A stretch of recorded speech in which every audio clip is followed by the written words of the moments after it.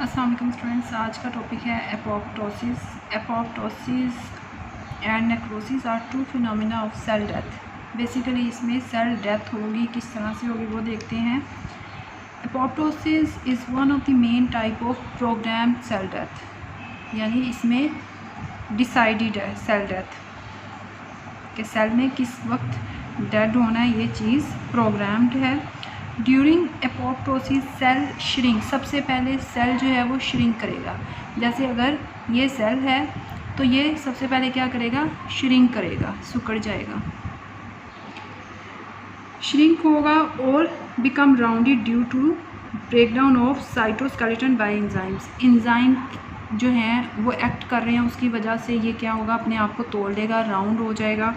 और जैसे ही ये राउंड होगा इट्स क्रोमेटिन कंडेंसेशन होगी एंड न्यूक्लियर इन्वेलप ब्रेक्स। और न्यूक्लियर इन्वेलप ब्रेक ये सारा सेल के अंदर स्ट्रक्चर है जो कि ब्रेक करेगा। जैसे ही ये ब्रेक करता है न्यूक्लियस स्प्रेड, तो न्यूक्लियस जो है वो स्प्रेड करेगा। अब ये अगर यहाँ से टूट जाए तो इसके अंदर जो न्यूक्लियस है वो स्प्रेड कर जाएगा, फैल जाएगा।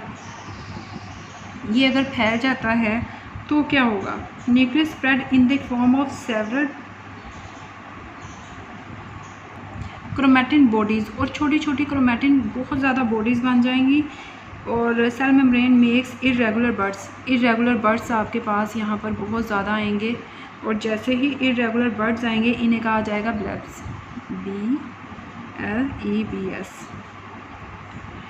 अब ये क्या करेंगे, break off from the cell and are now called apoptotic bodies.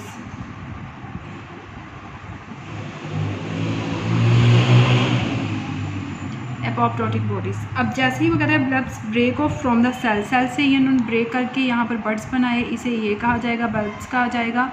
और उसके बाद जैसे ही ये सेल से सेपरेट होंगे तो इसे क्या कहा जाएगा, apoptotic bodies, which are then phagocytosis by other cell. Phagocytosis process ऐसे प्रोसेस को कहते हैं जिसमें एक सेल दूसरे सेल को खा रहा है। ये सेल इस सेल को खा रहा है, दूसरा इसको खा रहा है, तो ये दोनों और डिफरेंट सेल जो हैं एक दूसरे को खाएंगे, तो इसे कहा जाएगा phagocytosis process. Apoptosis can occur when a cell is damaged और अंडरगो स्ट्रेस कंडीशन। अगर सेल डैमेज हो जाए तो भी ये होगा, ये सारा प्रोसेस। अगर जो है कोई स्ट्रेस कंडीशन में है तब भी सेल्स की यही कंडीशन होगी। तो apoptosis remove the damaged cell, जितने सेल डैमेज हो जाएंगे वो क्या करेंगे, पहला सेल दूसरे को खा जाएगा। अगर कोई डैमेज सेल है तो डैमेज सेल इस तरह से रिमूव होते जाएंगे। Apoptosis remove the damage cell preventing it from getting further nutrients और to the prevent the spread of infection. अगर ये यहाँ पर सपोज ये सेल जो है ये डैमेज्ड है और ये क्या करेगा, ये फर्दर जो है वो अपना इन्फेक्शन बाकी सेल्स तक पहुँचाएगा, जिसकी वजह से वो हिस्सा भी डैमेज हो जाएगा जो कि आपका ठीक है। तो डैमेज सेल को ये खा जाएगा फैगोसाइटोसिस के थ्रू। तो इस तरह से डैमेज सेल रिमूव हो जाएंगे बॉडी से। और apoptosis also give advantage during development जब बॉडी की हो रही हो तो तब जो है एपोप्टोसिस का प्रोसेस बेनिफिशियल है, उससे उसका फ़ायदा होता है। For example during the formation of finger, जब आपकी फिंगर्स बनती हैं तो उसके ऊपर जो निशान हैं जितनी आपकी फिंगर्स के ऊपर, the cells between them undergo apoptosis and the digit separate, तो ये जो डिजिट्स हैं ये सेपरेट हो जाएंगे। ये सारा प्रोसेस एपोप्टोसिस के थ्रू होगा और इसे कहा जाता है प्रोग्राम्ड सेल डेथ। और ये सारा प्रोसेस होगा इस तरह से। एक्सीडेंटल डेथ होगी सेल की, वो भी डिस्कस करेंगे किस तरह से होगी।